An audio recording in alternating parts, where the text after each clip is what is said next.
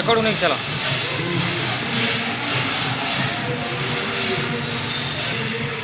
Hello ନମସ୍କାର।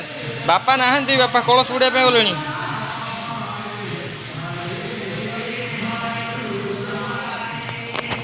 ହଁ ହଁ ଆସିବେ, ଆସିଲେ